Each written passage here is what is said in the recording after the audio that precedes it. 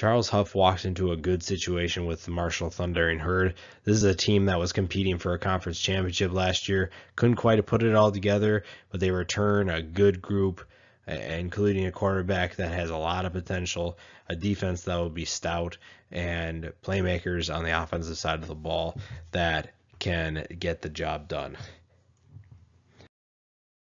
At number 10, Willie Johnson, 327 yards and 4 touchdowns last year. He's just 260 yards and 2 touchdowns. Sheldon Evans is the one with 327 yards and 4 touchdowns on the ground.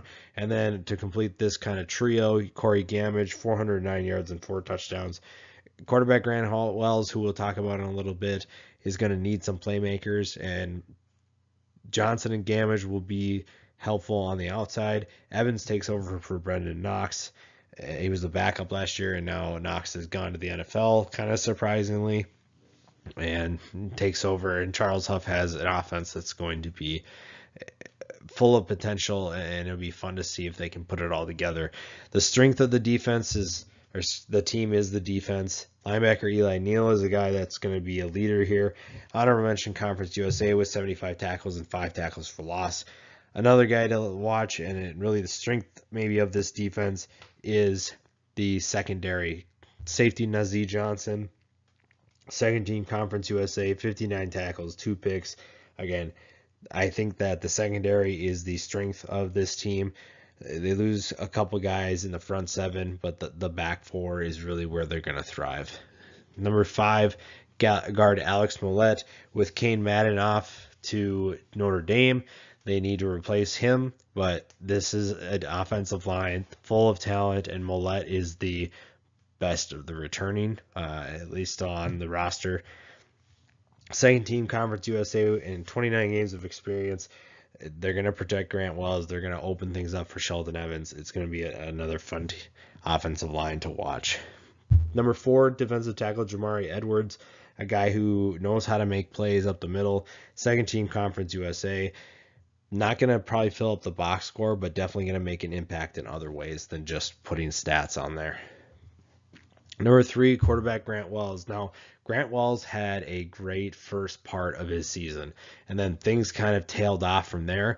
But there were still plays, even when he was struggling, that he made some nice throws that really got you excited for Grant Wells. And honestly, I think that he's capable of taking a step forward in the right direction, even with the struggles last year. Now, if you watch the first part, you can see the potential in his arm. You see some of the throws that he makes, the touch, the arm strength, the zip that he puts on his passes. He's more than capable of making some of these plays, and he gets guys like Johnson and Gamage back.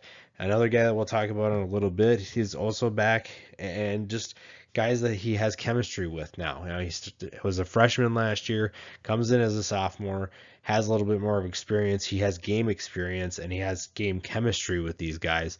So I think that that's a big reason why I think they take a step this year. Number 2, cornerback Stephen Gilmour. Now, if the Gilmour name doesn't ring a bell, it should. Stefan, his brother, is been in the NFL, one of the best corners for a while. I don't know. I don't follow Stefan's career, but I know that for a while he was arguably the best corner in the NFL. And it feels like his brother is going to join him soon enough, maybe after this year, maybe again, soon enough he'll get there. It's just a matter of time. And then the guy I mentioned earlier, tight end Xavier Gaines, first team Conference USA, 404 yards and 4 touchdowns. They use him a bunch of different ways, and it's going to be interesting to see how they use him this year. They use him as a quarterback, they use him as a runner, but he also has great speed down the field as a pass catcher too. So it'll be interesting to see what they're able to do, and Marshall is going to be a fun team to watch in 2021.